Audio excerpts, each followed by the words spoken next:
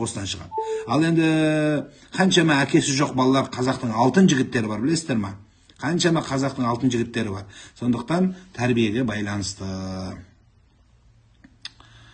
Тағдыр жайлы айтып жіберсеңіз, туылғанда адамның тағдыры жазылып қойылады. Сонда қадір түні құлшылық дұғамен сол тағдырды өзгертуге болады ма? Сол қадір түні сенің жасайтын дұғаңның өзі тағдыр болып түсінеді. Мысалы, тағдыр деген сөз сенің не істейтініңді Алла тағала алдын ала біледі. Алдын ала не істейтінің жазылған нәрсені тағдыр деп түсінсеңіз, сол жақсы болады. Қадір түні сенің дұға жасайтыныңды да, яки жасамайтыныңды да Құдай зарание біледі, сол атын жазып қояды, солай жазылып қояды деген сөз болады. Ассаламағалейкум. Амал дәптерден бастағанда оған дұғалар салауат жазуға бола ма дейді. Амал дәптерді Құдайдың өзі жазады, періштелері жазады. Не қыласың оны сен жазып? Отырып жазып, оны ана Омар жазған екен, соны Омар өз-өзін тексерген екен, содан кейін сөйткен екен. Адамда амал дәптер тұрмақ, адамның көзі, бадырайған көзі, саңырау болмаған құлағы дәптерсіз-ақ түзете алмай жатыр ғой. Сондықтан да мына адамның қайтыс болуы, мысалы біреудің, ол оның ажалының жетуі. Басқаларға хабар сол амал сол. Менде осындай болам ба, қалай болады деген ой. Оны жаза бергенде жаман емес, енді бірақ қалай болғанда да іспен болғаны артығырақ. Қазір екінті ақшам құптан намаздар дегеніміз із-ізінен түсіп жатыр, қаза болып жатыр, оқу керек, қазаға жіберуге керек. Рахмет аға, Оралға келіп сізді тыңдап көп нәрсе түйдік дейді. Алла разы болсын. Алла қалаған екен. 17 жыл болды үйленгенімізге, мешіттен неке қимағанбыз, балаларымыз бар. Күйеуіме айтсам көпшілікке біз той жасап жарияладық, неке қиылған болып саналады дейді. Сол дұрыс па дейді.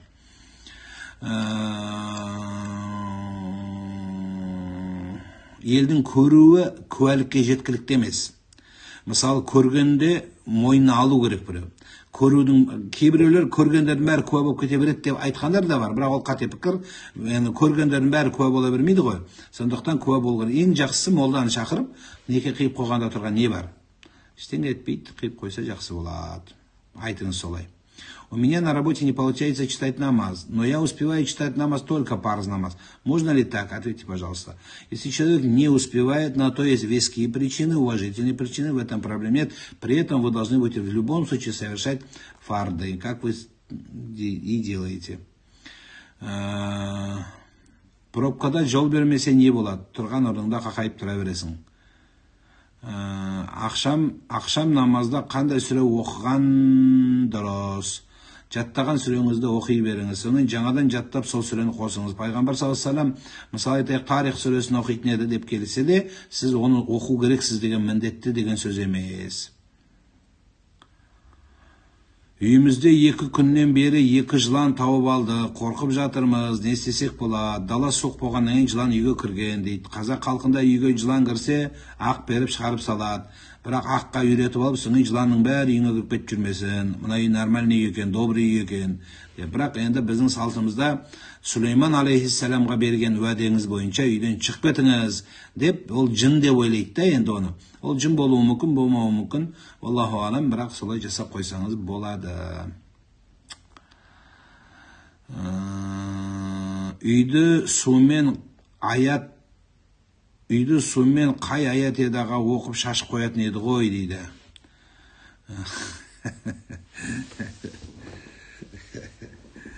Машалла. Енді үйдің бәрін сумен шаша берсем, былшылдатып полдың бәрі шіріп кетеді айналайын. Шаша берген емес мәселе. Мәселе соған лайықты өмір сүру. Мысалы, үйде істегендерің күнә болса, алаяқтық болса, ауыздарыңда бұғауыз болса, су шашыбы мотормен шашсаңдар, шлангыменше пайда болмайды. Құранды әкеп тұрып, бір жағынан бір қариды оқып, екінші жағынан трансбоймен екінші қари оқып, содан кейін бүкіл аят қалмай бәрін оқып, бұрыш-бұрыштың бәрін қалдабайт етсеңдер де пайда болмайды. Үйдегі адамдардың жүрісі дұрыс болу керек. Үйдегі адамдардың кішкене ісі, амалы, үйдегісі, түздегісі жақсы болса, үйдегі азан айтса, соны жетеді, Құда қаласа. Айтпаса, үйдің бәрін, полдың бәрін чыртып, жан-жақтың астындағы соседтерге су өтіп, масқара маңдар айналайын. Атты өзгерткенде азан айтама, айтшы, 10 рет жаздым дейді. Өзгерткенде азан шақырмайды. Азан бір рет айтылады. Атты өзгертсе, мысалы сен атың дұрыс қойылмай кеткен екен, мысалы айтайық, не деп айтайын, Зеңбірекбай деп қойды атыңды, баяғыда атаң. Мысалда енді образына. Содан кейін Зеңбірекбай деп барлығы Пушкин деп мазақтап атса, жүре алмай атсың, Зеңбірек дегенде сәл енді жаман нәрсе емес, но сәл сондай болып қапты. Енді өзгертсеңіз болады, сол кезде жаңа азан айтылмайды. Немесе ұл балаға қыздың аты қойылып кетсе, қыз балаға ұлдың аты қойылып кетсе, соны қайта өзгерткен кезде оны жаңағы не қылудың қажеті жоқ, азан айтудың, иә. Өткенде бір жерде азан айтып жатыр, енді сәл дұрыс емес нәрсе. Азан бір рет айтылады. Ассалаумағалейкум, кафеден тамақ ішсең, шотыңа 10% қосып есептейді, осы жайлы айтыңызшы, дұрыс па дейді. Еңбегі ғой ол оның. Саған кеп бір жиғаны, саған кеп тұрып меню әкеп бергені, сен барып өзі меню алып атқан жоқсың ғой. Саған меню ал келгені, саған еңкейгені, сәлем салғаны, саған қызмет қылғаны, что, бесплатно что ли? Жоқ, ол емес. Ол бесплатно әйелің істейді, и то көзіңді ой болады. Айлық қайда, Каспий қайда, әкел Каспийді, әкел деп жаның жеп алады. Енді оның қасында бір официант қазақтың баласы саған бір қызмет жасаған екен, қызмет жасаған екен. Соған бір беретін не, миллион ба не соншама. Бер еңбек қылып, студент байғыз, әке-шешесі жоқ балалар көбінің. Бар болса да ақша үнемдеп студент болған шығарсың сенде. Соған 10% берсең жан шығып кете мені. Жоқ болса да қыздың Каспийін сұрап, соған джентльмен болып беріңіздер.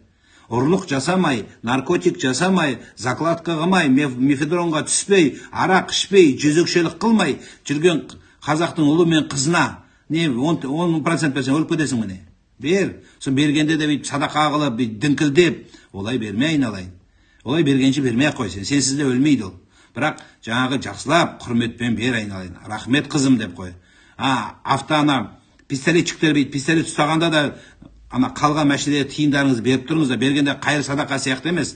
Рахметіңізді кейде үлкен кісілер отырады, аталар отырады. Пистолетчик болып заправкада. Соған не берсең не, еріккеннен отырған жоқ қой ол құтырып. Жағдайымыз жақсы болып Швейцария сияқты мәз болып отырсақ біз шығармайды сен әкең сол жерге. Сенің әкең пистолетчик болып тұруы, бұл намыс деп түсінуіміз керек біз. Сол үшін соған берген ақшаны бер, аямай. Бала шаған қызығын көріңіз аға деп. Кейбіреулер ішіп шығады. Оған да рахмет. Оңтүстік Кореяда, басқа мемлекеттерде ақсақалдардың, Жапонияда өзінің адами қасиетімен шығып, балаларды жолдан өткізіп сөйтіп тұрады екен соқырларды. Қияметтің күні 3 адам өкініште болады дейді. Ең қатты өкініш соларда болады. Әу тауилан, жол ұзын болса ғой деп айтады дейді. Сонда кім еді ол дегенде соқырды жолдан мына бетіне өткізген адам, ананың сауабын көргенде өкінеді екен о дүниеде. Құдай, мына жолды былай емес, ұзыннан жетектегенді ғой сол соқырды деп. Біреу нан береді екен. Сол әу кәмилән дейді. Бейтіп бүтін болғанда жақсы болар еді ғой дейді. Енді біреу өкінеді екен, әу жадидан дейді. Жаңа болғанда ғой деп айтады. Ол кім дегенде киім берген екен. Киіліп кеткен, қолтығы сарғайып кеткен, сонда киімдерді береді екен. Соған қап өкінішім, сауабын көрген кезде соншама үлкен сауап екен да берген. Соқтан беріңіздер ода тұрған ештеңке жоқ айналайын. Даже 10% қоспаса да беріңіздер. Қазір мемлекет қосамыз, қоспаймыз деп біздің енді таласатын депутаттарымыздың деңгейі сол болып қалды ғой көбінің. 10% қосамыз ба, қоспаймыз, уақытты ауыстырамыз, ауыстырмаймыз. Намаздың уақытын ауыстырамыз, ауыстырмаймыз. Біздің деңгейіміз сол болып қалды уже. Жеткен жеріміз сол. Қосып алып жүрміз енді. Көбейтудің орнына. Сондықтан айналайын, беріңіздер. Ұлтымыздың жас балалары, фараң жуған балаларға, енді әлбетте сабақтың кезінде оны істеген жақсы емес, бірақ қалай болғанда да берген жақсы болады. Сүндет той беру міндет пе? Жоқ, міндет емес. Міндет емес. Түсінде дәретханада көп болады. Ауызы, боқ ауызы көп деген сөз бұл адамның. Боқ ауызы яки өтірігі көп деп айтылады. Бойдақ қыздар дейді, ой қоймады ғой мынау да. Аға, алаяқтар қаптап кетті, мен де 400 мың аударып жібердім, елім үшін уайымдаймын дейді. Ешкімге аудармаңыздар. Бас жоқ аяғы жоқ 400 мың не деген нәрсе? 400 мыңда әбден ойланып, сұрап, нақты түбіне жетіп, Пайғамбарымыз саллаллаху алейхи күлу ва шрабу, тамақ ішіңіздер, су ішетін нәрселерді ішіңіздер, киім киіңіздер, садақа қылмаңыз, садақа беріңіздер, және ысырап етпеңіздер деді. Сол кезде ысырап етпеңіздер дегенде сахабалар таң қалды. О Алла елшісі, киімде ысырап болатын шығар, тамақта ысырап болған шығар, садақада ысырап бола ма дегенде, орны табылмай берілген садақа ысырап деген екен. Бас жоқ, аяқ жоқ. Солай. Сондықтан орнын тауып беріңіз.